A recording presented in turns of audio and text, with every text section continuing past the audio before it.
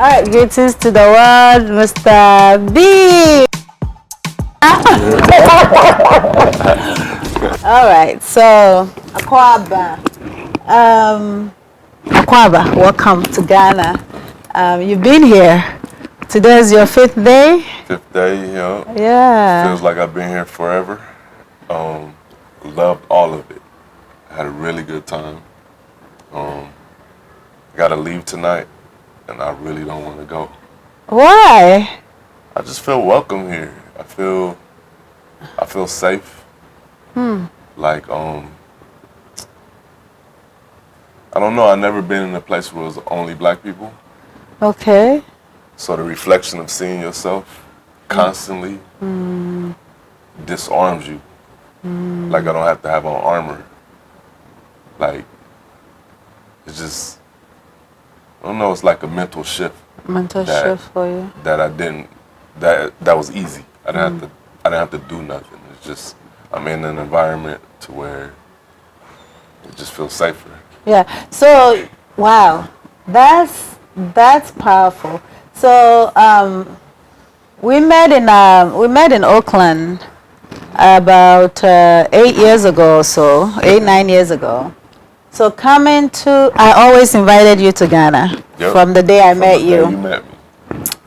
And it's been difficult. So it took you 9 years or so to get here. Huh. Why did it take so long? I think we talked about this earlier. I might have been talking to Kwame about it, but it's like all my life I wanted to come to the continent, but it's like I think that it was a task that I couldn't fathom doing it. It seemed so far away and so distant. But you know you are not the only one that feel that way. Yeah. There's a lot of, African descendants, our brothers and sisters in diaspora that find it very hard. Like, I've talked to people that are like, oh, I want to go, but it's too far. Oh, I want to go, but I don't know nobody. I can't. I mean, whom am I going to? Oh, I hear stuff like, oh, I don't know my roots. I'm like, yeah, that's why I'm inviting you. Like, my thing is to guide my people home. Like, when I came to America and I realized that, like, okay, people really don't know what I know, and I don't know what the black people there know. And I discovered quickly that we've been disconnected in a very sad way. So we were told lies, and you guys were also being told lies. So pretty much we were put, that slavery situation was crazy. We were put against each other in the way that we allowed it. So it's like, getting here, I understand some people, a lot of people, it's difficult for them because they don't know where to start. And that was like, I think part of your story. You were also kind of like nervous coming here or scared or don't know where to start or whatever. What was it? So for me, it was like I wanted to come and be with a family. So one of my best friends, Misha Karigasha, his father's from Kenya. He's part of Kikuyu tribe. So knowing him since I met him in 1990, that's how I got to Oakland. I came to Oakland to work at Westlake Middle School. And then Westlake is where I met Destiny. And then I went to Destiny, and then I met you. That's a different story. But Misha would come to, he would go to Kenya, like year after year, and I would beg him every year, like, take me with you, and he couldn't take me because his father was in charge of the trip. And so then I lived vicariously through him, and it's unfortunate that I put barriers in front of myself to come here, because I've been other places looking for blackness. Like when I went to Colombia, I went to the Freedom Town. When I went to Guatemala, I went to Kensington. That's because black people were there. And I never wanted to go to Jamaica or the Caribbean with my friends because they always go to resorts. I wanted to go and feel like I was home. I wanted to go with a family. So, not having an African in my family, an African-born person in my family, I just didn't have that connection to where somebody would make me go, so to speak. No, I mean, I totally get it. Like going to a place where you don't know anybody, or you're gonna have to kind of like work a little bit to even make the connection and all of that. So it's one thing knowing like, oh, I'm going to this place and I'm going to visit this person. It always makes it easier. Exactly. And then now, like you came and now you know the guys at Art Center, Omar. Yeah. That was his name. That's his name, right? Omar, yeah. Yeah, you know Kwame, you know Kwesi, like you know the whole entire family. Oh yeah, I got a brother right there. So, and how has it been for you? Like I know you saying that, you like it, you feel at home, you don't even want to go back. What is the significance? I think the most impactful thing is the welcome that you gave me. Okay. Like you said, it's been like 8 years that you've been asking me to come. But it's not overwhelming is not the word. It's special that is true. You know what I mean? It's like you got to experience it. You got to go through the steps and experience it so that you know, like your heart knows what it is. And the way that you welcome me and like brought me into your family, I know your sons and your daughters. And I treat them like family. You always did. When I love somebody, I treat them like family because that's the way I want to be treated. Exactly. And it's just that's reflected at me with you and the way you held me while I'm here, what I learned while I was here, the way you guided me through steps, many steps, while I've been here. It's confirming. It's not eye-opening. It's confirming. Like, oh yeah, like, oh yeah, like, oh yeah. Like, it's truth. It's not proof. It's truth. It's truth. You know what I mean? It's truth. I mean, honestly, like, I always say, if I have to, I understand the capitalism aspect of things. I'm personally, like, against it for black folks. Like I feel like every black person have rights to come, and I understand we also live in wanting to make money, we want to sustain life, but I think traveling to the continent for black folks is overpriced, and it's their right to home, but it shouldn't be that expensive. For me, like, I wish family will come with their children, because a lot of people are coming, but not too many people comes with their young people. Like we went to these tour sites and I don't know if you noticed, we saw only one kid. Yeah. Right? Yeah. For me, I want to see family with all the little children. Yeah. But why is it that? Because you go find a price, or you find a tour company that says, hey, I want to go to Africa. You can, when you look online, you find price anywhere from $4,500 to $7,000 to come. Yeah. And therefore, if I have that money to come, that means I can bring the 5 family that I have, because that is like adding up. And these prices are not including flights. Yeah.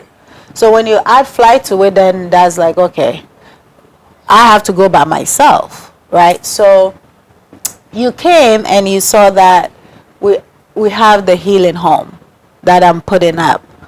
What was your experience with that? Like, you've seen the healing home. So what I really want to use the healing home for is to host people, and not just to host people to come in. I don't want people to come as a tourist. I want people to come and feel the way you're feeling at home. Yeah. you know, and still do all the tourist things, right? Exactly. Still go to all the fancy, we went to the fancy hotels, resorts, we went to restaurants, we did stuff, right? And at the end of the day, we came home and we still have a home meal, you know, home cooked meals and all of that. So you've seen the Ahoto Healing Home, which is, Ahoto means inner freedom or calming. So that space that you saw, we are creating the space to open it to everybody that want to really connect to their true self, which is their Kra, the higher self. Being able to connect with your higher self, your Kra, and also be able to get answers to questions that, you know, nobody can answer, but the divine have an answers to. So you've seen the place. What do you think? First off, when I met you, I feel like you showed me just the land. Like it was like nothing there. And then over the years, I saw you intentionally build that brick by brick. So that's special. That's beautiful. Because you did it, you doing that for other people. Yes, You're definitely. not doing this for, you're not doing it for you, No, I'm not. for self-gratification. No. Like you built it, you're building it, you built it, and you got even bigger plans to help community and make sure people come to get that centering, for lack of a better word. Yeah. So then what I felt when I went there, I feel like it's an extension of your home. Because I'm in your home right now. I know how it feels. I know how you take care of this family. I know how you invite me to your family. And I feel like at that beach house, it's gonna be more of that. And it's gonna be the same way that you hold space here and the way you hold people down. It's gonna be the same thing there. Yeah. So, you know, like you said about little kids, like we only saw one kid at that. The slave castle? Yeah. So it's like for your center there, it's not so much that you want kids to be there, but you want the opportunity for anybody to be able to come there and do the practices that they need. Yeah. Do practices with you. Eat good. Discover their true self, right? Yeah. Because we're living in a world that it's like it's too many fakeness, too many people in pain, and oftentimes it's not because that's what they want. They just don't. A lot of people doesn't really know, never met their true self, you know, because the noise is taking over, consuming them. Distractions, and also there's really no guidance, you know. Like we are all spiritual beings, we are all energetic beings, but not all of us practice that. And you know, like for me, I always felt like there's something there for me. I've always felt all the people around me. I always felt my lineage, but nobody in my family, not my parents, talked to me about them. You know, like I met my grandmother who was 100 and some years old, but I was little. And in our culture, when you are young, it's not everything that they talk to you about. So my grandmother who passed at over 100, like 105 or 106, she always said, be yourself. Be your true self. Speak the truth. That was the key thing that was instilled in me. If you be yourself and you speak your truth, you will find all the necessary truth. But she didn't live long enough. I mean, she was old, but I was young, much younger. So I felt like if I was in my teens, she would have given me more. But that two key words that she always spoke to me about has guided me to the truth. You know, like my true self, meaning that all the energies and my spirit guides, my lineage that I've never knew about, that my existing parents, you know, mom and dad still alive, they never told me about it. But because I followed the words that this old lady, my grandmother always told me or used, I'm able to unlock those doors. Yeah. And now I'm the one that I'm actually telling my parents about that experience. You know, and the thing with that is, generally Africans, we have demonizes the practice of our ancestors. You know, the truth that we came through, the path that was created for us to be here. Now, when we talk about it, we said, oh, it's evil, it's not good, it's taking you to hell, blah, blah, blah, blah. But the thing is, no, you haven't experienced it. Yeah. You know, and a lot of people also doesn't, and I blame that on religion, right? Religion should not be a practice where somebody have to tell you about yourself. Exactly. Religion should be a guide to your higher self. Exactly. Be able to understand, be able to speak it, be able to feel, hear, and embody it, right? But no, if I have a headache, most people have a headache, I'm calling the pastor. Yeah, like the pastor knows your body, right? So even many doesn't even understand their own body. Like, oh, I took this drink and I had a headache. But I know that my higher self doesn't want me to drink alcohol anymore. But I said, oh, palm wine is like traditional. Maybe my crowd will like it, right? When I had the palm wine, I've had headache for 3 days. So now I know that I'm not allowed to consume anything alcohol, anything that will make me feel a little buzz. I can't have it. So therefore, even if I have food that is fermented, I can't eat that. You know what I mean? I can't have it. But not everybody have that, or not everybody has gotten to that. And it doesn't mean you cannot get to that, right? You will be able to get to that. It's a practice. It's a practice. So I think you've had an opportunity to encounter my ancestral practice. How was that experience? It's beautiful because first off, the word is truth.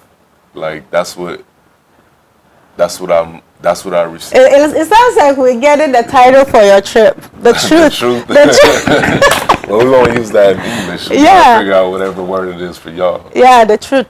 Truth means nokwar in our dialect. Nokwar, to be truthful, to be honest. Nokwar. Nokwar. Yeah. That should be the word from my heart. Yeah. You remember what I said? That's what I wanted to find. I wanted a word from my heart. I want to use that word. Well, nokwar. Since I got my own name. I got your name. Yeah. I can use that from my heart. Yeah. Nokwar. Yeah, the truth. The truth meaning like your spiritual practice. Like I didn't know your spiritual practice so much, right? Yeah. And you didn't know mine so much. Exactly. But then look how it aligned. I know, right? Aligned in truth. Yeah. So say for example, how you say your grandma, just simple words that resonate. That you're gonna teach your kids that same. That's what I'm they teaching already them. do. Yeah. They already know what those things are. I heard it like in the background. Like they know. Yeah. So I didn't. The way I grew up, like I was telling Kwame, like we learned a lot of our. I would say this. My friends and I learned a lot of our spiritualness from hip hop music in the late '80s. So like from '87 to about '91. They call that the golden era of hip hop, and our music was not all of it was dedicated to blackness, but a lot of it honored what blackness was. And the history, and a lot of the spiritual teachings. We'll say like the 5% Nation, a lot of those things was in the music. So then we got indoctrinated from that through the beat. You know, like you absorb it because music you want to learn every word. We learned all these words to these beautiful songs, and those messages stick. So, you know, we always, I would say, young hip hop heads my age. I'm 51. So anybody that's in my age that loved hip hop at that time, they know they know the teachings. And I'm so surprised that when I got here, I seen so many American influences on the politics side of it, on the political side. Like every monument we went to, I saw Ida B. Wells, I saw Webb Du Bois, I saw Marcus Garvey everywhere. I didn't even know the Black Star like that. That's my next tattoo. Malcolm X, all of these people revered here, like, and in a spiritual sense. So then, you know, my spiritual stuff lined up self-taught. You know, my mom taught me a lot, my friends taught me a lot, but I refused the church at a certain point. So I'm on my own path. And look where my path led me. It led me to ask questions. It led me to ask questions that gave me answers that furthered my path. Like when we sat with that family, I didn't ask to be there. Yeah, exactly. I didn't ask you to take me there. I just got guided there, and they felt that. You know what I mean? Every time you talk about it, like I get this chill all the way from my head to my toes. It was beautiful. I'm still living that. I'm still living that. And that's why you said the truth. You know, like if you look in my social media posts, I have hashtags, my family energy, Nene Samwedu.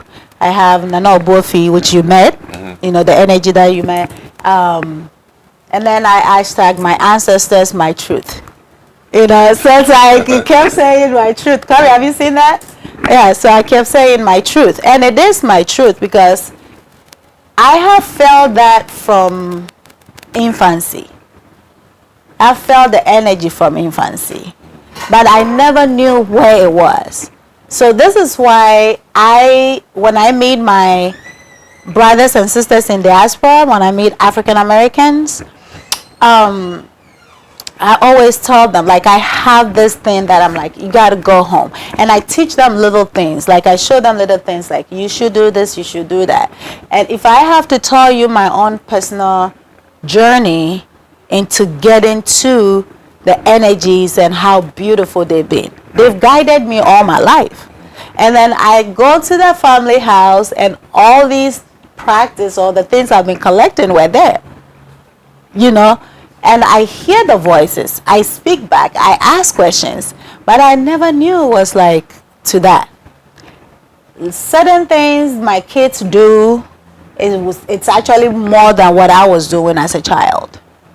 You know, everything I have was given to me by the energies. Me getting to America was guided by the energies. And I remember I used to tell people, like, you know, I went to America through my ex-husband, but I always used to say, even him and I, every time we talk, I'm like, oh, you are my stepstone to America. I felt that. I would tell him, like, you know, like when it rains and it's mud, the puddles, we put stones, big stones, and we walk on it. And I always tell my ex-husband, I said, no, you are my stepstone to here. And therefore, I will forever cherish you. Because if I didn't step on you, I wouldn't get to my destination. But it's not you that brought me here. And so coming, you know, using these words, I've been in America for 13 years. February will be 14 years. And just this year, it was just last week, right? It was last week. The energy spoke to me and I was like, I'm trying to come back to Ghana and settle. He said, oh, do you know what I have to do for you to get there? And I'm like, oh, so that aligned with the word that I always use. My steps, you know, my stepstone to get to where I am. So I always felt it. But if we can all come together and just practice, not saying leave your religious practice, but get in a place where equal-minded people with the same vision get into their higher self, being able to get answers to the God from the God that live within them. You know, it's a beautiful thing, right? And like you said, because of that, we are here. And all these years that we've known each other, we never even talk about spirituality. we never spoke about spirituality. We never said anything about spirituality. But like we see eye to eye, you know, we connect. But we were always silent. And now like you come here and you haven't even done a DNA test, have you? What is it? Ancestry. Yeah, you haven't done that. Not yet. Yeah, but I'll do that as soon as I get home. As soon as you get home, yeah. Even more to that, once I do that, here's the thing. We don't need that shit. Exactly. Like now I know. But think about how many people can say, well, I don't know where my people are. Yeah, I did the ancestry. I did ancestry. I just did it just to have it in their, their database, so that I feel like people can just find me and I can connect them. Yeah. But like you said, we don't need that shit because we have the energies. I got family here. I have family here. I got 2 families here. You got 2 families, yeah. And I'm going to the next place, and I know they're gonna do the same thing. Yeah. Tess is there waiting for me with his 6 sisters and 5 brothers or whatever it is. Yeah. Like they waiting to hold me down too. So it's like we gotta unlock kind of. It's not fears. We gotta unlock our potential. Exactly. To understand that you can just come. And the space is there for us to tap in. Yeah. You know, we have to do the work. You know, and the beautiful thing is the energies always, they are there. When you call them, they come. When you invite them, they're always there to honor your invitation. That's the beauty of it for me. You know, and they seems to have answers to everything, and the ones that they don't have answers to, what do they tell you? They said, okay, let me go and research it. Even them spirits go through research. Yeah, and that's exactly what I would do. Exactly, right? Let me go find it. So for me, I feel I'm not like I have experienced that we live in their life. Like in this physical realm here, we live in the life of our ancestors. That's how they live. They ate, you know, we eat. They eat. They sleep. Because every time they come, they're like, oh, you have nothing else for me? No more questions, I'm going to go to sleep. Right? They sleep, they live, they travel, they do all of these things. But we've been separated. We've been separated. We've been disconnected. And it's like, why do we have to go through all of that? But anyway, so for me, with you being here, we didn't even plan the trip. No. Your trip? No, again, like I didn't really ask to be here. The opportunity just came. Miss Marsha said, "Why don't you go there?" Yeah. Oh yeah, I could.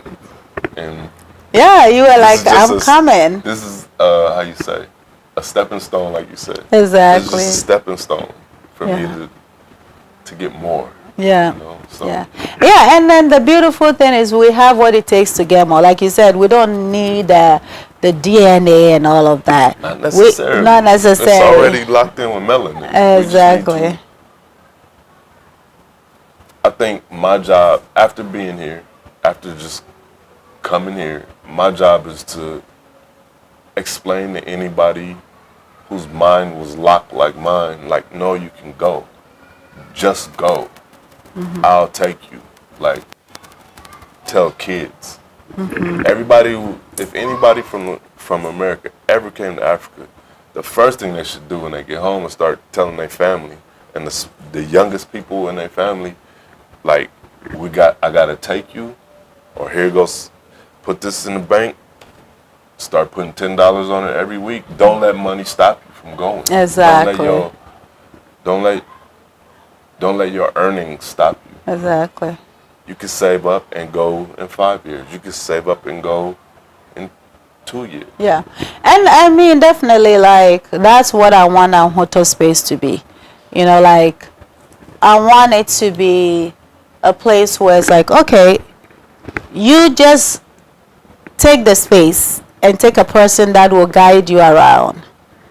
You can ask everybody in this house any questions that you may have, but with less than $1,000, you should be able to come and just have a space to sleep. And you decide, we give you a list of things you can do. These are the things you can do, and this is the price tag of it. You can go from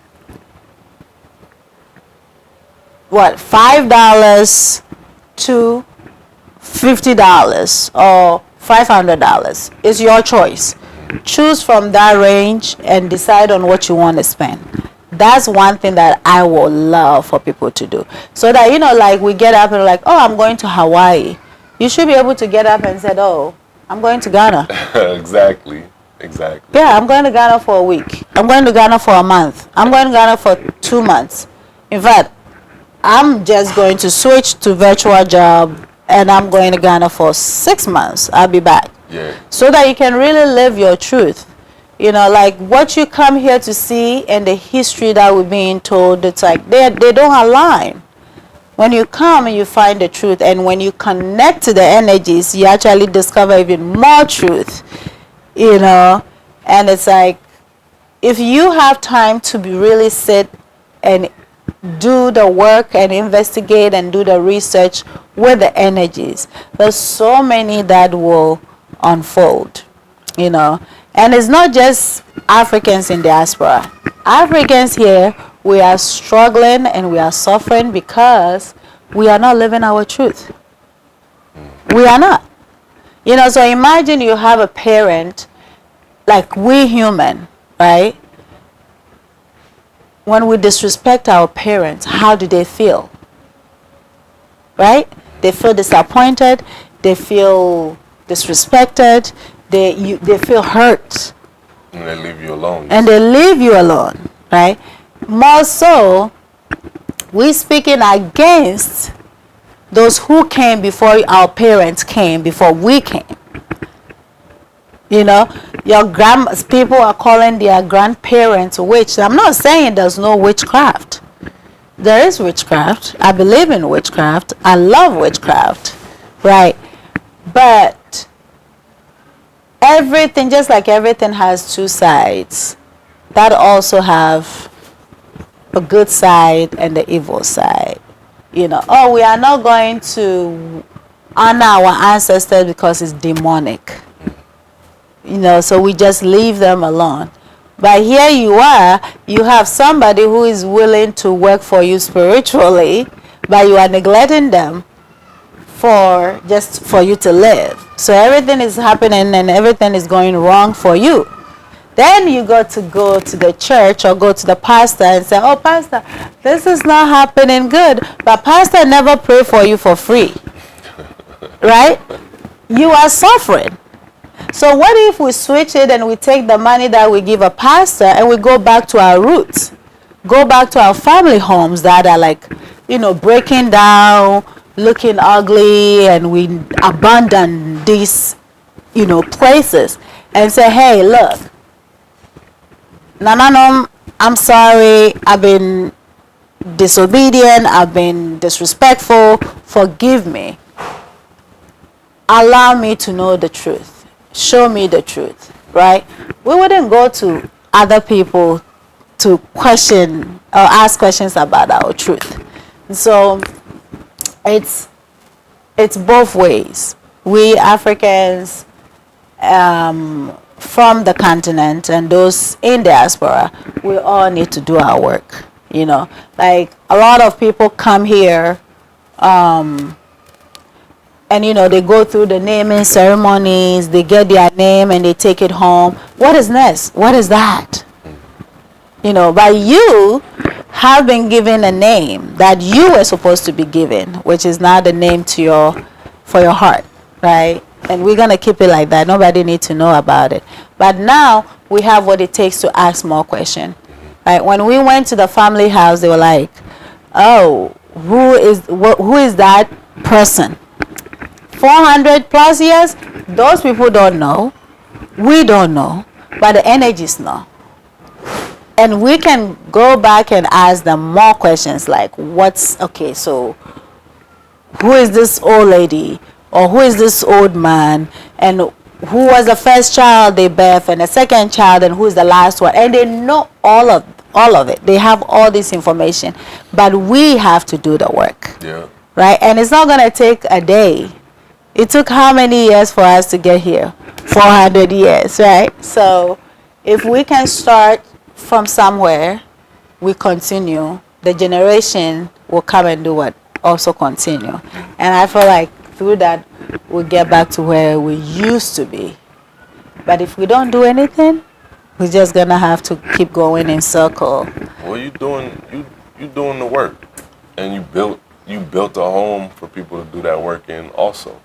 Like, if people come to your center, they don't necessarily have to do the same practice as you. No. They just need to be open and have the freedom within their own practice to get in alignment. So if you create a place where you can go and, like a retreat center, I guess. Yeah, it is a retreat center. You can go do yoga. You can go sit in the sun. Yeah, you can sit get in the quiet. pool. You can be alone. If Alone, you want, yeah. over on that side. You can be in community. You're going to cook with people. You're going to eat raw food. It's a place where you can disconnect from all of the Exactly. Yeah, and spin around. Yeah, and then like focus on yourself. Focus on yourself. That is the goal, because what I've realized is that we live within the noise. So even when our cry is speaking to us, like every man on this earth has experienced something prompting them. You're going through a journey, and they're like, no, don't go through that route. Stop, turn around. Right? Who is that voice? And why we don't listen to and it why we every don't time. listen to that voice every time. If we listen to that voice every time, the same voice tell us what we should eat, what we should not eat. Tonight, don't sleep. I go through, people always ask me like, why are you always up at 3 a.m.? 3 a.m. I'm up. Everybody sleep in my household. That is the time I hear my cry more. It's quiet. And she literally wake me up. I've felt tap, and I've gotten up before. And so I want to create a space now for people to practice what I practice. My practice is for me. It's for me to honor the gods that came before I came. It's a practice for me to honor the great-grandparents that came and they were good. I want to maintain that for the generation, because I'm going to be somebody's grandmother one day. My goal is to be them, because it wasn't all of them that came as spirits. Some of them came as human. Yes. And they upgraded, they passed on, and they became spirits. So we're able to still talk to them, right? And when they travel to come, they came with energies. And we have those energies, and those who were obedient and respectful and honored and served, they also transformed when they passed and they became energies. So they still live. So I want to practice and honor my ancestors so that when I die, my children can call me and still talk to me. Yeah. I'm not going to die and sleep. They'll be able to call me, put food that I like whilst I'm here down, and I will come and I'll be able to still communicate. But I won't be a physical, fresh, being. I will be a spirit being. And my children will never, my great-grandchildren will never miss me. Yeah. They know like, oh, mommy is still here. We call her, she will show up. I will sound like myself, to them and everything.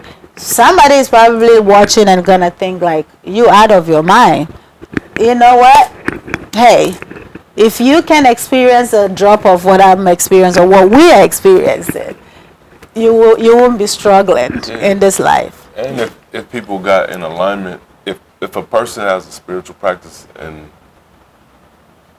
then anything that somebody is studying can align with somebody else that's good. Exactly. It's not, you can speak different languages and do the same thing and be in community. So You know, it's just the opportunities that we give ourselves. Like you saying about ancestry, like, you know, you saw me write my family down on a piece of paper. Yes. Like, I know. You know it, yeah. Like, I know my great grandmas.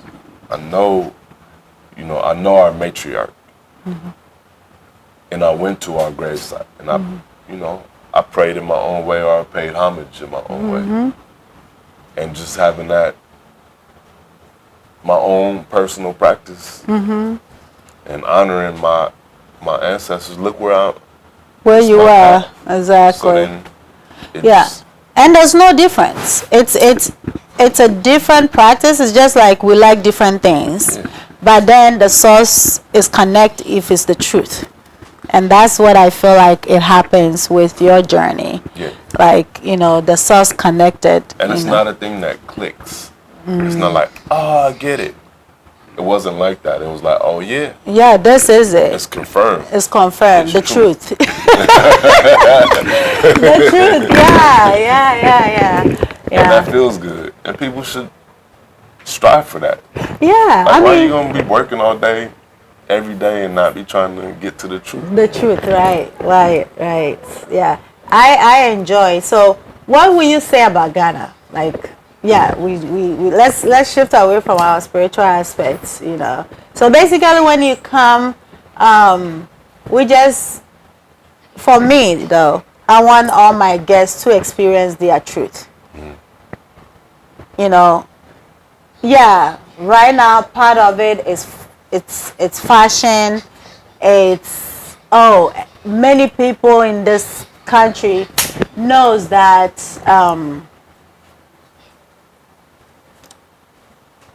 African Americans are looking to connect to their roots. I want to do it differently. They already have the roots.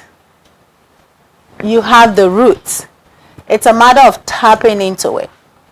And if you don't practice, you don't respect, you don't honor it every day, you won't find the actual truth.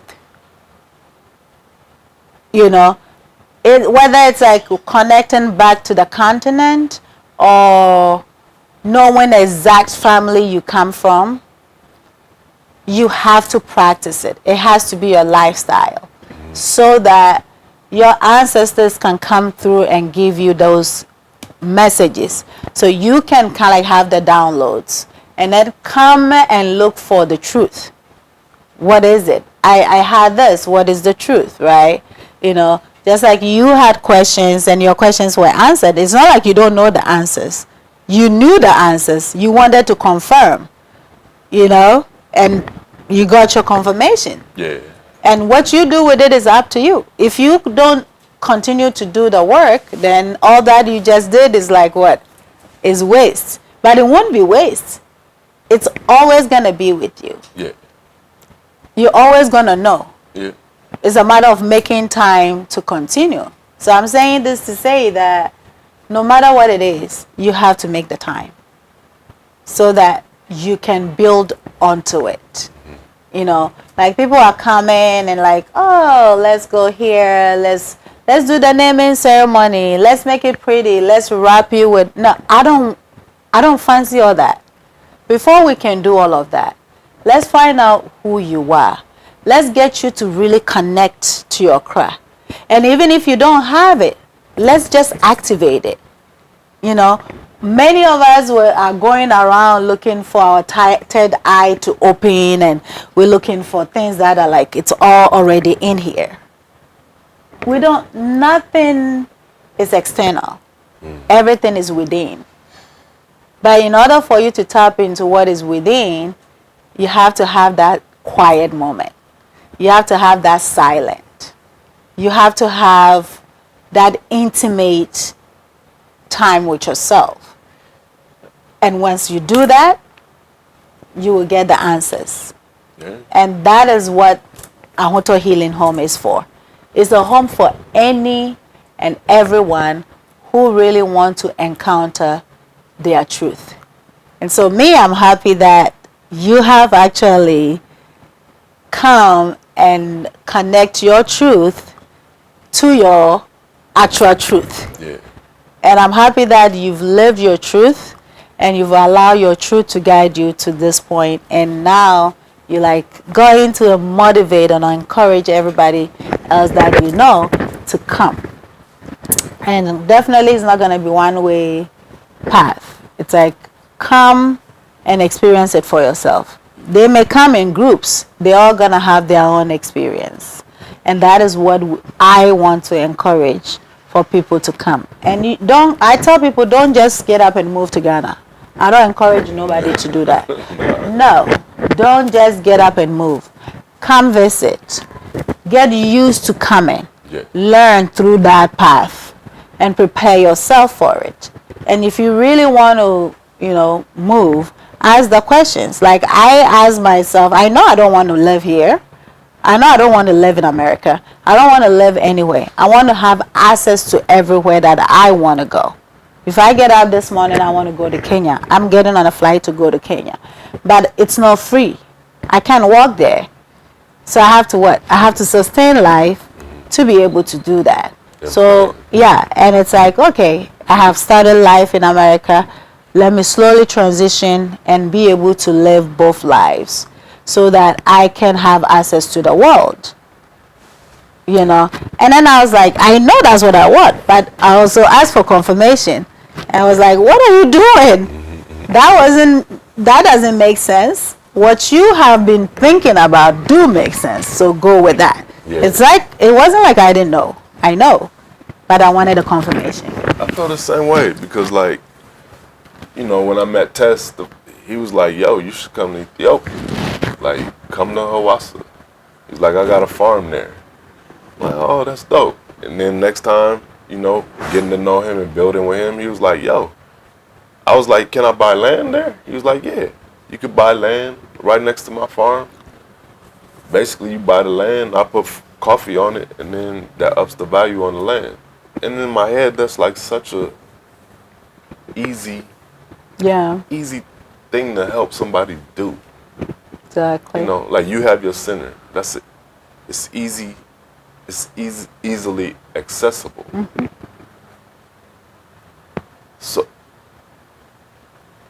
So like, if I have two opportunities to unlock more potential, just from two friends on the continent in two different countries. Yeah. Like anybody could think hard enough and find somebody willing to do that for you because y'all are open-handed. Yeah. It's the same way for when Kwame come to visit me in California. That's gonna happen. And when you get there, whatever's mine is his. So then what opportunities can he see when he's there? Not to stay there, not to take him from here and to never come back. Yeah. What opportunities can he see? What opportunities can we make now? And when he comes, he could be successful there and be able to be diaspora. Like, we just got to move in the world a little different. And I'm glad I came to Ghana. My impressions, my first impression is that it's too fast for my pace. People move real fast here. And that was unnerving in the beginning. But then it's like the flow of people it's just a pace that, I'm glad I got to see. Like, I'm not a busybody. So, I thought it was anarchy when I first saw it. The driving and people on the street. But I think when I went to the market and I had to be in it and walk through it and like not stop and pause and let people go by. Like, nah, I'm going there and I'm the fish just like you. Like, you see fish in the water, they swim that way and they swim that way. It's not like a complex idea to get to where you're going. So like that was good to absorb and understand. You saw me in the kitchen. Yeah, you made your own food. First day. Cocoa yam stew. Yeah, contemporary. Cocoa yam leaf. Yeah, cocoa yam leaf stew. Contemporary stew. Yeah. Yeah, you So- made your contemporary and you ate it. And I got my cookbook and Yeah, you got a all cookbook. all the food was amazing. Yeah, and you try almost everything. Yeah, I'm supposed to. Right. It's like among all the food you ate. So you had the first night, I don't even remember what you ate. You had fish. Yep, fish and rice. Oh, fish, rice, plantain, Yep. and salad. But we didn't get to the salad. It was just the fish, rice, and then was just enough. Man, the food is so good. I'm kind of upset I didn't get the spices, but I know I can get those. And I Yeah. got the cookbook. The thing I like about I like to travel, I like to eat food, whatever. The thing I like about the cookbook is that when I started looking in it, like it's not specific enough for me. That means I learned a lot. You know, like, well, what pepper? You know what I mean? Like, why is that pepper different? They look exactly the same. Why is this tomato base? Why? How could it be different for this soup or that stew? But the thing with our Ghanaian cooking, Simple. right? It's simple, and also every tribe have their own way of cooking. Every tribe have their own food. So when you go to the Voltarians, the Eves, right? Like the Bankun, okra stew, you get it the best from that side. Okay. When it comes to there's food called T-Zets. We didn't get to the northern side food, you know, because That's we don't next have a time. lot. Next time, Yeah. yeah, we try the north side, but because we have a mom here in the house, you try the Voltarian type, the okra. The okra? You had two different okra. Yep. One was like soup type, and the other one was with palm oil. Yep. I don't know if you notice it. Yeah. Yeah. So they have that, and even with their banku, there's difference. Oh, and then you try acheke. Remember when we stopped at my cousin's, that food we were just eating with our hands? When we were coming back from Cape Coast, It was Elmina. fish. Oh yeah, and that grain, it was like Yeah, a brown rice kind of. Yeah. Man, wait, that's not in the cookbook. That is not Ghanaian dish. Oh, okay. That is French. What is it? Ivory Coast. Yeah. Okay. Yes. Well, I need to get to But the I wouldn't be coast. surprised Yeah. if we dig deeper, because the base is like gari. The base is like gari that we eat here. So some of our, what do you call them? Some of the lineage from Ghana live in Ivory Coast. So we wouldn't be surprised that they got there and they didn't get all the ingredients, the and then they different, just yeah. did what and came up with that. Well, You know, so yeah, so that I feel like when I get home, I'm gonna be upset because I'm not gonna be able to get that food. no, you can ain't make there. it. I'll be there soon. Yeah. Like I said, you know, now you're welcome to have Ghanaian dish once a month if you want. Excuse me, not just the juices. But yeah, and then we went to a few places. Oh yeah. So which of your favorite? So among all the food? The fufu, you had a banku, you have... Honestly, I don't have a favorite. You don't have a favorite? Nah, because imagine if I had all of those foods that we had, so like how we would do at Easter or Christmas, Okay. or Thanksgiving. All of that Like food a buffet. All of that food would be on the table. I want all of that on my plate. Equally. The egg with the pepper. The egg with I want the... that. I want it to be in a little plastic slip. I want to eat that in the car. Like when I go to work, in Yeah. 2 weeks when I drive to work, I'm You gonna have gotta... the porridge. Oh, the house porridge of... Okay, with so the you had... ginger. that is a northern breakfast. Well, So you had a northern... Yeah, that's right. so I dream myself at home making that. So they I call can put it... it in a thermos. Yeah, The- yeah, but they I can call it also house put of it in a cocoa. plastic bag, and then put Put the the sugar in sugar. it and like go to work like that, sucking it out the bag instead of a thermos, because Exactly. that's the way I learned it. So that's the way Exactly. I want to prepare it, which might look crazy to somebody else, but I don't. Oh, yeah. That food is. cannot wait. I cannot wait to make some of this food and then let you taste and be like, so you can tell me that if I made it. You right. made it right. Okay, I'm really excited down. about the food. Places I went, I think. So I don't have one food that I think is the best. You don't. Okay, so all the food were your favorite. Okay. I like the spice on the roasted goat.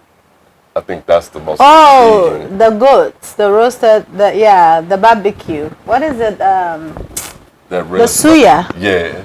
Okay. That right there, I think that's my favorite. Okay. Because I don't know the blend,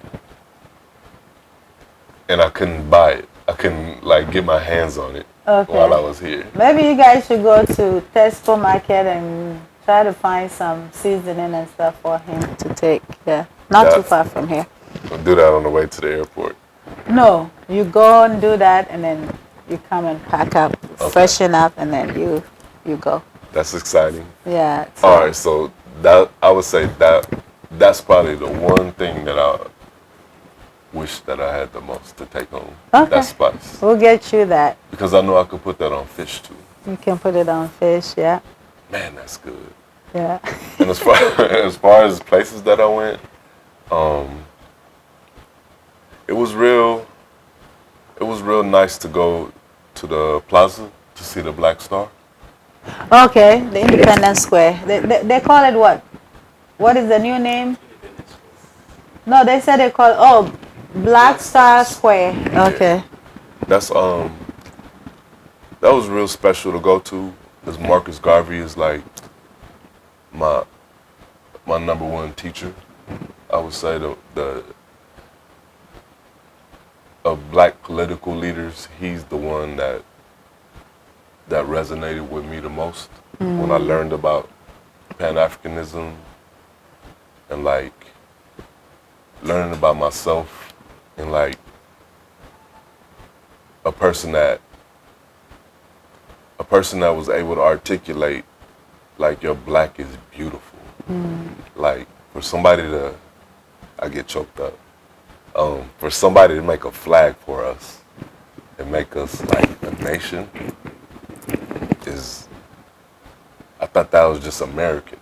I thought he did that for us, like cause we didn't have. But in actuality, going to Black Star Square and seeing that star and learning like his influence on Africa and African nations, it's special. It's mind-blowingly special. It's so like powerful. Like, yeah. I feel like if I was back in the day, I would have been on one of them ships, on the good ship going home, not the other ship. The Black Star Line, Kwame, you'll get it when I send you the mix, the music. Like, it's a song about it that we learned when the Brand Nubians made a song about it. So like to like grow up knowing like the teachings of Marcus Garvey and knowing what they mean and then like coming here and seeing that represented it's astonishing. So that was very powerful. Just as powerful as going to the wall, the ancestral wall. You know, there was a lot of Americans on there. There was a lot of black folks from all over the world in there. I got so much to like reflect on. So, yeah, and your time was short, but I feel like we did so much. We did a lot, you know. Thank you for taking me to the river. Oh, the Slave River. That you could feel the ancestors there. You can feel their presence. And thank you for making me walk barefoot up there. I noticed that people had their shoes on, but that's because they don't practice like you. That is because, you know, they are local people, they don't know. Yeah. You know, like I said, a lot of us here don't know a lot of things. So yeah. I like that you. So like people that know me know that I'm like almost never barefoot. Only time I'm barefoot is like when I'm in a swimming pool. Yeah, If and I that could, I'd wear socks in the swimming pool. Like I don't like being barefoot. And the first thought in my head was like, man, I don't want to walk. I told you I'm tenderfooted. That's what I said. Because I don't know, I'm never barefoot like that. I thought my feet would rip. And then in my head, I thought that is such a childish, selfish kind of thing to think. To think. Because people walk from country to country, hundreds of miles. Yeah. They had forced to walk there. They have to force in shackles and People dying all around them, disease, sickness, yeah. families getting ripped apart. Only to go there just to be more like dehumanized. Just to be ready to be sold. Yeah. Just to be ready to go to the slave dungeon that you took me to later.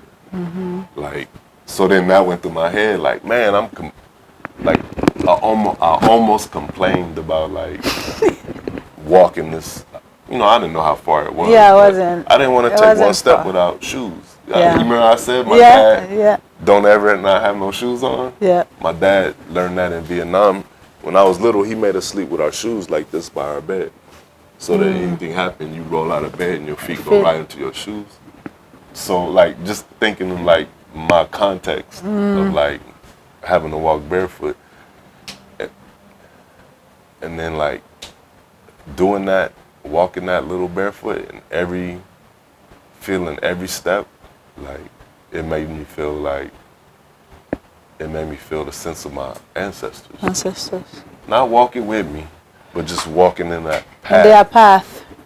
And I was doing it to get freedom. Yeah. I try, like, not all the time. Sometimes I hear my higher self ask me to go to the forest, or so I'll find like a lake or the creek, and I'll go and I'll walk barefooted. I'll walk barefooted. I'll sit and talk to the leaves, the stones, and and I'll come back home like brand new person. So we enjoy walking barefooted. Even my kids do. They love. I don't know if you have noticed, they don't have shoes on when they are home. And same thing in the U.S. They walk barefooted everywhere. But that is the thing, right? Your father was making sure that if something happened, you slip on your shoes and you run. Those are the thoughts we don't have here. We don't ever have to think about that. Yeah, I don't have to think about that when I'm here. You know that? You know? It's not. Yeah, if somebody come to your home they just gonna, some thief want to just come and steal something, somebody needy. And it's not like they come in to steal and kill. Right. Never. Not to harm. Not to harm. They just come in to take.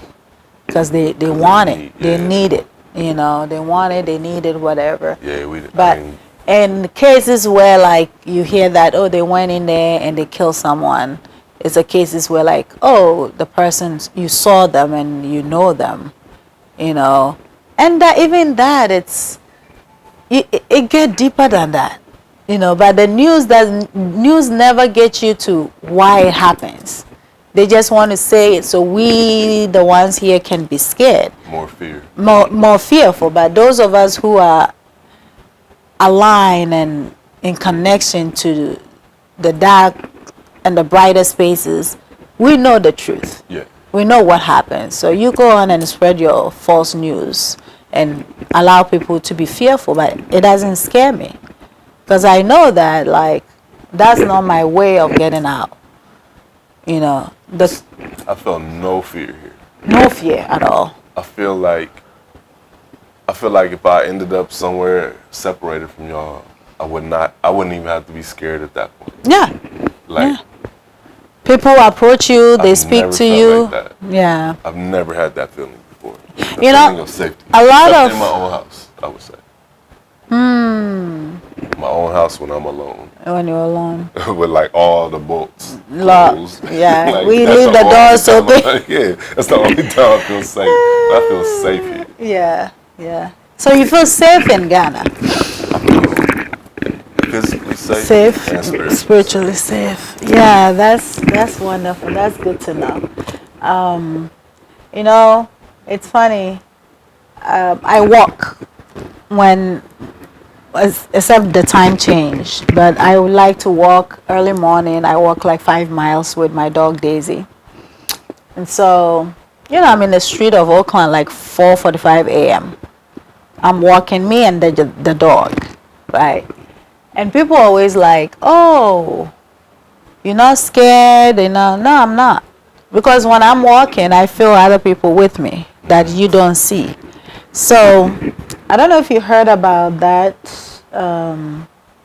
They found a body recently by the lake. I heard something about that. Yeah, I didn't read it. It was on the news. I didn't read I it. think I heard somebody talk about that. That week, I didn't go for a walk. That week, I got up, going for a walk. I walk to where I have to make a turn to that, and I hear my higher self, a voice says, take this turn, and then I will find myself home. 2 days before that happened, I didn't go anywhere at all. And then I had a client who said, oh, it's too late, don't go by the lake around that time. And I'm like, there's nothing there. Like, I don't offend nobody. Like, I'm not scared of going out. I know things happen in Oakland. I know I'm black in Oakland. But never afraid of getting out. Never. That early or late, I'm not afraid. Well, look where you grew up. You don't have to be afraid. It's no white people around here. White people breed fear into us. And what if it's the absence of them? Yeah. And here, it's different. Here, they actually put a fear of the witchcraft. And they put a fear of your ancestors being witches and demons and all of that. But for us, white people represent. Exactly. Well, let me speak for myself. For me and many others that I know, the poison that we ingest on that side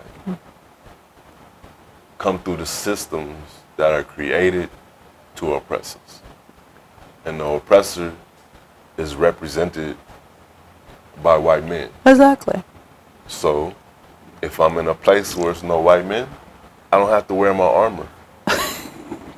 Today I didn't get up. Today I got up, I ain't put on no car shell yet. You feel good? Every day when I leave the house, I gotta have that. Some kind of centering. And it's fear-based. Yeah. Because it's protection, right? So what am I protecting myself for? It's not additive. Like Kwame gave me the shield. That's not for protection for me. That's for enhancement. So I've been even wearing my Kari shell kind of wrong, It's my armor, but like my armor against what? What represents fear for me. So then now my next Kari shell, and then going forward, like I'm not gonna wear them as protection. I'm gonna wear them as. Well, now it's gonna be different. Yeah. Because all the things that you were guided to do, so meaning that the energies are going to be around you all the time. They already are. They're always gonna be there. That's how I got here in this chair. Exactly. So I know that. Now you got more. Yeah. And you've discovered more. Yeah. So those you wrote on the paper, now they have multiplied in so many ways. So the point is, like, when I get home, the fear will kick back in because I'm gonna see the representative of that fear, and my work and my job is to not absorb that. Absorb what they are. And then I will also say, just see how it will feel. Because that was then. Yeah. It's now. Yeah. So see how that will go, and see, the response or the feedback you get from your guided spirits, and just really see how this being will respond to that. They're probably going to tell me, I already told you so. You already knew that you don't got to be scared of them. Exactly. You wasting time being fearful.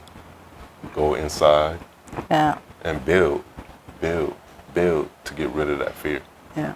And I'm not like, not symbolically scared of white people or nothing like that. I mean, I know black people got the same poison, but, I could blame them all day because they put the poison in us. They sick, they made us sick. And there's no way to like disassociate with them, so to speak, unless you move away from them. Yeah. So hopefully I get that land in Ethiopia.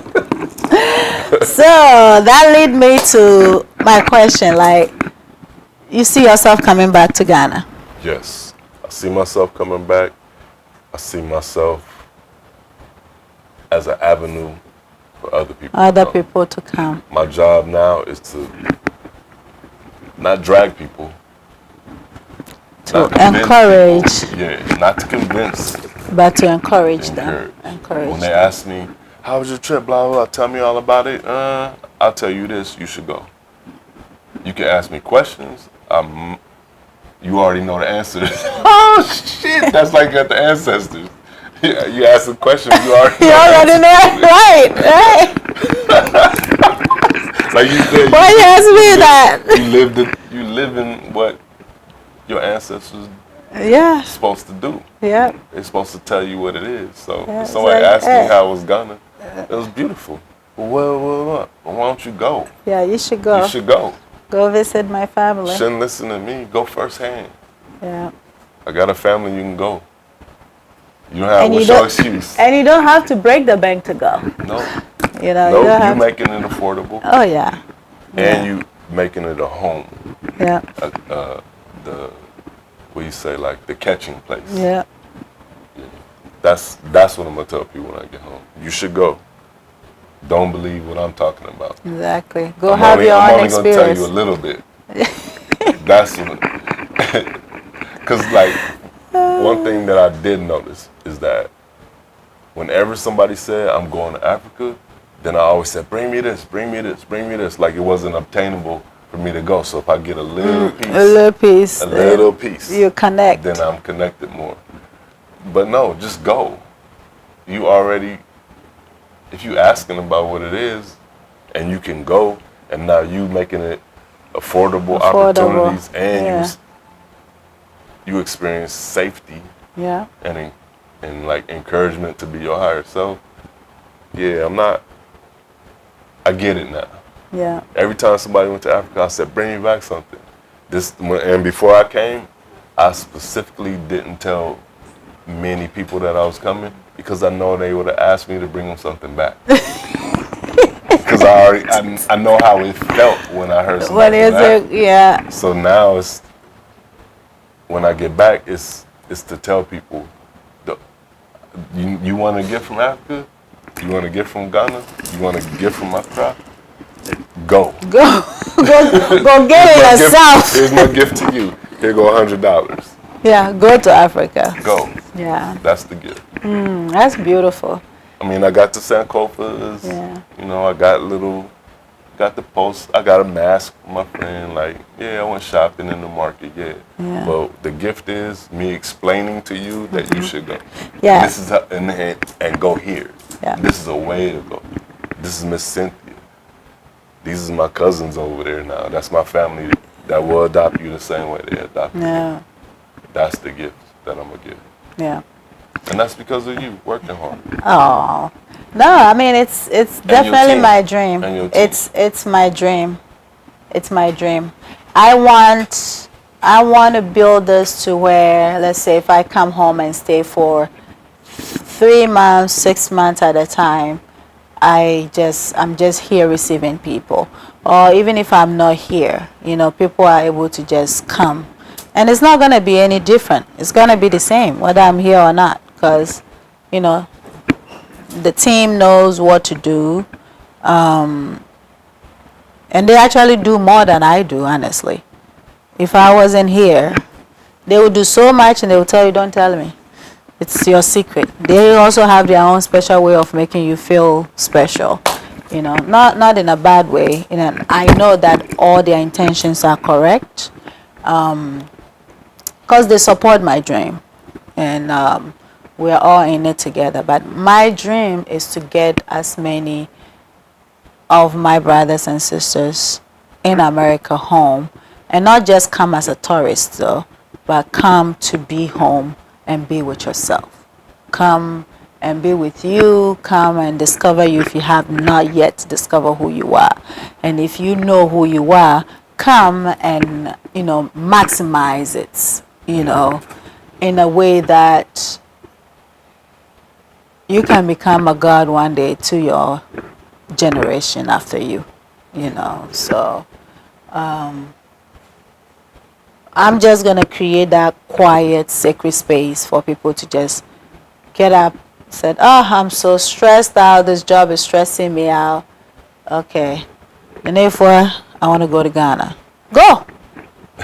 Just go. Yeah. The only thing you have to do is to make sure that the house is not full and there's room for you to stay. It's a lot of room. Yeah, we have 9 bedrooms. We have 9 bedrooms. If you like tents, you can still stay in tents because, we have the compound. We have the 360 degree terrace, but Got the pool to take a dip. we You got a the ocean, pool, yeah. your own beach. Right We have there. the beach there.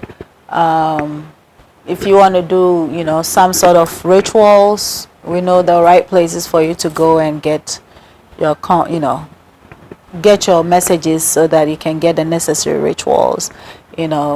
If relationship has been difficult, the what do you call it? Job is hard, or whatever difficulties you're going through. The beautiful thing is the energies are there to help you out of it. So that is what I'm looking forward to. Get up in the morning and do whatever the hell you want to do. Have your fresh fruits, have your, mindful practice, meditate, whatever.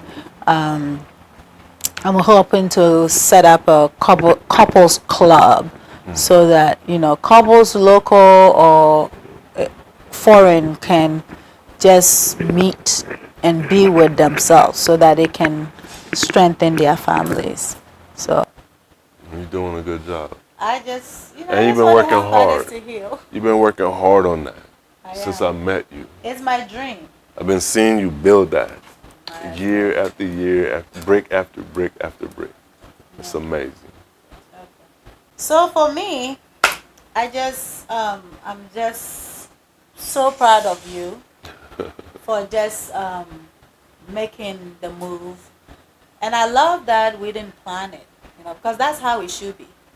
I don't like organized trip. That's another thing that I want people to know. The only thing I want people to tell me is like, plan ahead, because if you buy tickets last minute, it's expensive. Yeah. But when once you get your tickets, you let me know the date you are coming, we know that your base is secure. So your home base is secure. You have a place to sleep. You have clean water. You have clean food. That is all I need. And then you tell me that I'm going to go for this number of days. I want to go for 7 days, 5 days to 7 days, 7 to 10 days, 14 days, 21 days, 2 months, whatever. It doesn't matter how long you want to stay. But I don't believe in itinerary. Oh, get up in the morning. We're getting up at 3 a.m. and we're going here. And if you don't get up, we leave you. That's fine. But with our hotel hosting, and also, just to let people know, it's not a business. It's a shared home. Yeah. So the money you pay is what we use to maintain the home for you to come back to it, for others to be able to come and use it. That's why it's not expensive. Because I'm not looking to make profit. I'm looking to connect people back home for them to find their true self. Yeah. So it's not a business. It's our shared home. Yeah, so for Ahoto, it's not a business. It's a home for all people in diaspora to connect my people back home. And not, like I was saying, I don't like when people, I don't like to travel with itinerary. I Yeah. want to get up in the morning and decide what I want to do in a day. And especially coming here, it never made sense having the itinerary. Oh, we're going here, we're going here. I know we have to book it, right? So, but what I do is I create relationship. You know, you come, you have a day or two. If it once we have a group, if it's a group of people, I like for, like, you know, when we went to the slave castle, we went to the river, the slave river. Um, We went to the bridge. we went to the bridge. Yeah. So which is Akosombo. So, like, the history aspect of it, I like to invite the people home. The historians come to the house and they give the history. So you're able to ask questions, write notes. So when you go to the site, you just do a healing walkthrough. So you're really able to connect. Yeah. You know, like, for example, when we went to the slave river, you will have the history with images and you ask questions. Yeah. So when you get there, you know that I've seen this place before. So you literally going to go and walk through the place. Ancestral walls like that too, cause we pull up on that and then you made sure that there was a guide there. Yes. And that was very impressive. That young man. Yeah. Think that Yeah, he's a teenager. I can't remember how many images was on the wall. 90. Maybe 90. 90. He knew every single one, and he Yeah. probably could have talked a lot longer A about lot each longer. one. Exactly. And he probably would have if I'd have asked. Exactly. That was amazing. And Yeah. So for our Ahoto, it's all about your healing. Honestly, like Ahoto Healing Home, it's about your healing. It's about your mind, body, and your craft, which is your spirit, the spirit that lives within you. Like to know what you like to eat, what you don't like to eat, how do you like to sleep, what positions do you sleep in. There will be no TVs in the room, so you don't get to watch TV. You're not giving no attention to anything outside of you. You're giving all attention to yourself. So you can read, you can draw, you can paint, you can color, you can do whatever, but you are not watching TV. You have your phone. If you want to do something on your phone, that's up to you. But the aim is, I'm not providing you anything that will distract you from yourself. You know, you will have a space to do your prayers. And it doesn't matter. It can be a libation. It can be screaming out loud to the forces around us. Or, we in the space, we're going to have symbols for all the elements. So we have the pool that represent the water energies. Yeah. So you can go in the water and speak to them. And there will be activated energies in there. There will be so many shrines, small altars all around the compound. In the rooms, there will be altars in the room. So you can pray, however, if you like to fall on your knee, we'll provide you the tools for you to be on your knee to pray.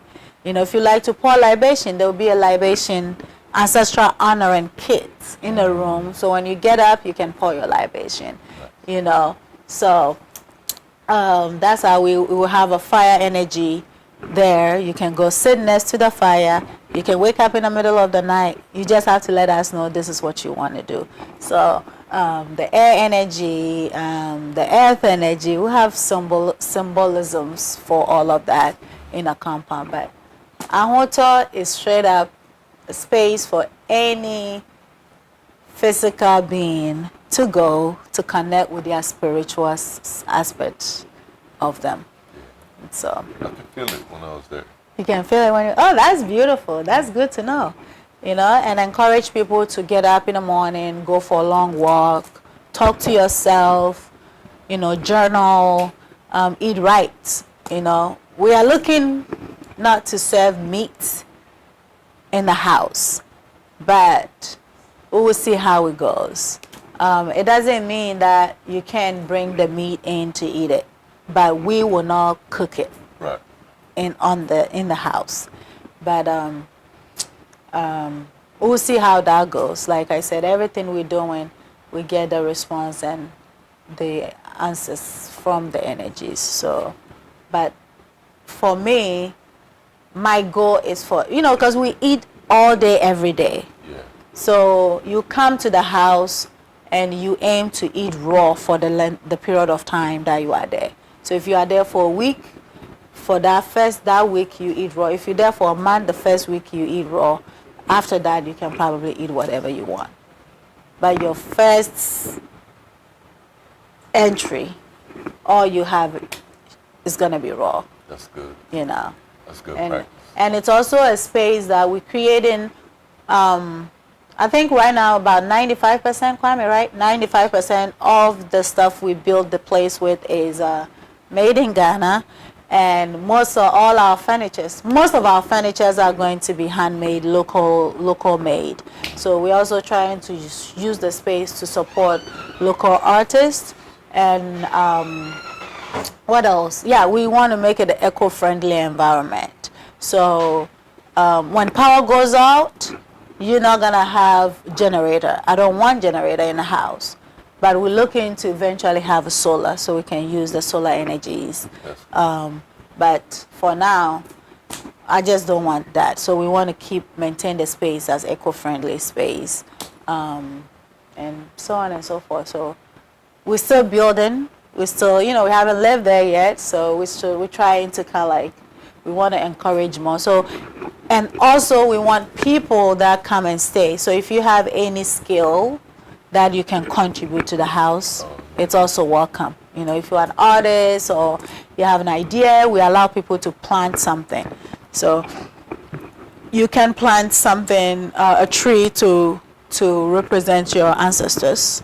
And of course, we'll put that tree, the name on it. You can get somebody to nurture that plant for you as you are gone. Or you can offer like a stone for the house as well. So that's what we want to do. But I'm happy you came to Ghana. I'm happy that you're going to have more people come. I thank the energies for their guidance. I thank your ancestors for coming through with you to Ghana. They did. I thank your Kra for feeling the way he feels here with us, feeling as part of this family. I'm thankful. I'm grateful. I know that our connections now has moved to another level, and I pray that the gods of our ancestors will continue to guide our path and continue to bless us. And I'm so grateful that you didn't have a headache, you didn't have stomachache, you ate everything. You got a couple mosquito bites, which is normal. You come to Ghana, you will have a mosquito bite. Where's the camera? Yeah, you come to Ghana, you will have a mosquito bite. Yeah, you can't escape it, but you can prevent it. So, we also provide you the information about Ghana. So when you reach out to, you had that, right? Yeah, you want to talk about that? Well, the pamphlet is it's extensive. It's a lot of information. A lot of information. So it doesn't leave clueless. Mm-hmm. It's pinpoint accurate, and it's just well thought out, I would say.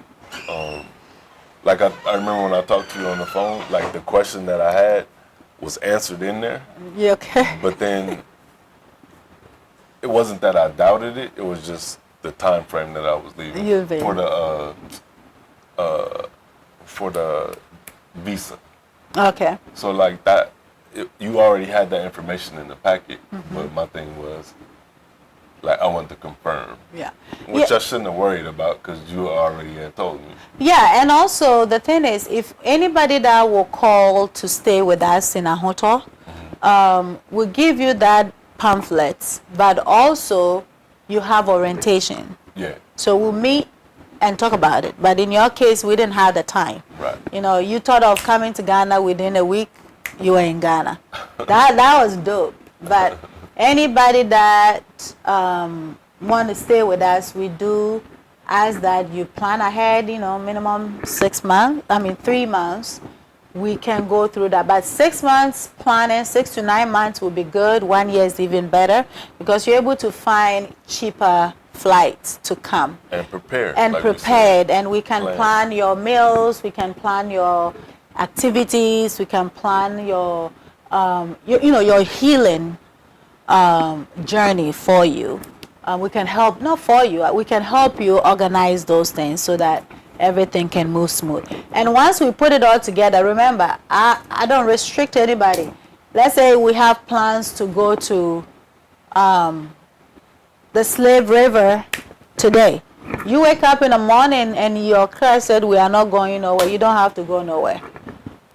We'll move it to another day and we'll reschedule, for you to go. Yeah, you are very flexible that way. Oh, yeah. That's how it should be. I enjoyed it. And I do understand that people can be difficult and they want, listen, if you want to go, you can go. If you want to chill, you can chill. If you want to do in between, you can do in between. Yeah. That's it. If we come in a group, remember that. If you come with a group and somebody get up in the morning, this is why we have a way of doing it. If you come in a group, usually you do things in a group so that the cost can be less. I don't want to do that. The cost, I still want to maintain the cost so that when you come in a group and we're going to Cape Coast, you get up and you don't feel like waking up that early to go to Cape Coast, no problem. You will go. You're probably going to have to pay somebody's transportation to go with you to catch up. You can still go, but you don't have to get up to go if you don't want to go. Do you get me? Yeah. But if the trip is already paid for, it's paid for in a group. So doesn't mean you won't go. You will just pay extra to go because what you pay for the group to go, we can't take it out. Yeah. But you don't have to go because you paid, right? It's just gonna cost you more. I want to make it that flexible. Yeah. If the group is taking off at 3 a.m. and you want to go at 6 a.m., that's fine. The group go. You just don't get that money back from the group leaving. You just have to pay and have another assistant to come with you in like maybe a taxi or rent a car for a day, which is whatever. Everything is affordable. It's affordable. Very you can affordable. do that. But when you do it in a group, it's good, it's group, it's cheaper. It get a little inexpensive. Yeah. But you don't have to get up and go. I don't encourage anybody to run to go, and I don't encourage anybody to hold anybody up. We will leave you. You will still have to go. It's clear. It's a clear communication, just like the kits I put together. You will pay extra for somebody to take you there. You will still get there. Or if the group are leaving today and you want to go tomorrow, it's still the same. You pay for somebody to get you there tomorrow. But just have to remember that you may miss the next group adventure, or you can do whatever you couldn't do today another time. All I'm saying is our hosting is flexible and it's not a tourism. It's home away home experience. Home sweet home experience. Education. You come home to be home. You come home to be with yourself. Enlightenment, educational, culture exchange, all of that. And we have the after school program. Yeah. I know your time was short. You'd have spent a lot of time and teach these kids a lot of things. Working. Yeah, but next time when you come, they will be here. And that is free for the kids. Yeah. It's free for the kids. So when you are encouraging people to come, you can also encourage them to bring them like learning materials and not just things, but also come and impact the kids with their knowledge. Exactly. So that the kids can also learn something that they've never learned. Or because when I was growing up, I wasn't taught of I wasn't taught about the slavery. I wasn't taught about the history that we share. I learned through going around. So I was not taught about the history of Ghana much. It's just like a glimpse of it. I grew up under the slave castle called Fort Amsterdam. I knew nothing about it until I became an adult. And of course, there are people who still there know nothing about it. Other people comes from overseas and actually come and learn about it, but we're growing up underneath, didn't know anything. So we're hoping that the kids will be able to connect. We're teaching them self. So we're teaching them to connect with themselves more. We've been successful really getting them to hold their power. And now, what are we working on right now? Yeah, right now we're working on them being more outspoken and be able to coordinate their thoughts and manage their thoughts and not just come out with anger to respond to things, because the frustration at home makes you angry a lot of the time. So our focus is instilling love and getting the kids to know who they are, their true self, whilst they're learning their math, science, and English, and we're teaching them about the African American history as well. That's awesome. So, well, any of them are welcome to come find me there. Like I tell everybody, the way I've been accepted here, then I want to do that for. Yeah, and I'll be happy, you know, like I would love for, like, I know Destiny, I would love for Ahunto to work with Destiny so that we can bring the kids here, you know, host them at Ahunto home so that, you know, they're doing dance, they're doing music and what have you. We can plan a trip like that. But if Destiny can really have us work so that all of them can come, but something special for the black children to be able to connect back to their roots, the black and brown kids to connect to their true roots. That would be beautiful. So I hope when you go, you will share with them. Me and Tess is working on it. Yeah. We had to do the steps first. The steps, yeah. Yeah. So yeah, because I talked to Tess and he was like, "Oh yeah, it would be nice we do Ghana and then we do Ethiopia." I'll be very happy. That's one thing I want to work really hard on so that we can connect these kids to their roots and really not give them something that is theirs, so they don't have to wait 51 years like Mr. B did, right. You know. Also, last thing I want to say is, if anybody is thinking about coming, call me, reach out to me as a reference, just so I lived it, so then I got a perspective on it. If somebody's coming, you can have them call me. I'd love to talk. I'd love to tell anybody about what I experienced, so that they are even more prepared. Okay. When they get here. Yeah, and then when we have our orientations, I will always invite you to come so you can also share. And the beautiful thing is the guests we've hosted so far, everybody have almost or similar experiences, and the most important part is the truth and the safety. Yeah. So I'm happy about that. Once again, thank you, Mr. B. You made it to Ghana, and Ghana wants you back and more. This is your home. And anytime, you know. Yeah. Call. Sometimes don't even tell me you're coming. Let me find out that you are in Ghana. I can pop up on my other family. Go visit my other family. Exactly. Yeah. Stop by yeah. So that's beautiful. I'm excited for what it's ahead of us. I know a lot of people are coming to Ghana. You know, especially December. It's choked everywhere. But what do you call it? What we are doing is connecting people to their higher self. What we are doing is to help people heal.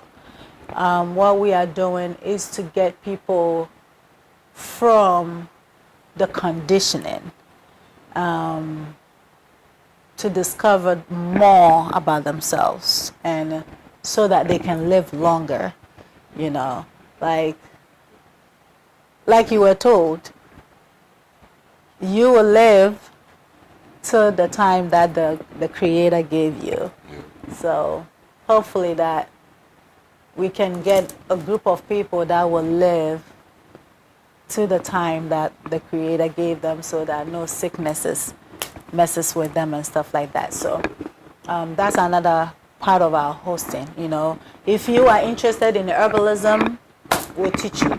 You know, we have people to teach you that. If you're interested in, if you feel like you have a gift, you know, the lady that The dietitian Miss Marsha. Oh, Miss Marsha? Yeah. So Miss Marsha met me, I think 2 days before she came, and she was like, "I know it's you. I know you have to get me there." And she came and she didn't even have to speak. The energies were asking like, "Why did you wait this long? You know, get on your path, get on your journey, and get it done." Many thanks to her, 'cause she didn't have to do much to convince me, but She's like, "Just go." she's like, just do it. Yeah. Like, oh yeah, I can just do it. Yeah. I'm proud of myself for that.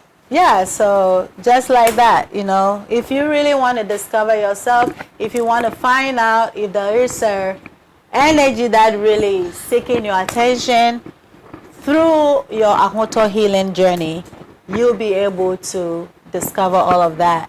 It's not me that is going to tell you, you know. Maybe the energy's been speaking to you all these years, but you don't hear them. Through your Ahoto journey, you'll be able to It'll be loud and clear. it will be loud and clear, exactly. So with that being said, we want to support our brother Fresh Jams. Fresh jams, yeah. Yeah, Fresh Jams, you know. He's in Oakland. Yeah, it's a party that my brother's been throwing. 2 of them. Shout out DJ Odiaka. Shout out DJ Delgado.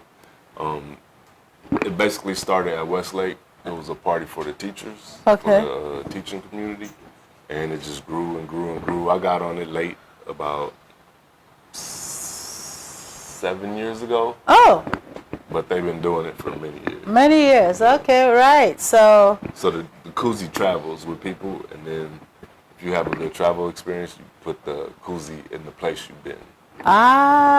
very nice. Okay, guys, I hope you give me 1 or 2 or 10 for Ahoto Healing Home, so we can represent you right here in Ghana. We are one family, one people, and yes, we are going forward. We are being held strongly by our ancestors, and as we sit here in honor of our ancestors.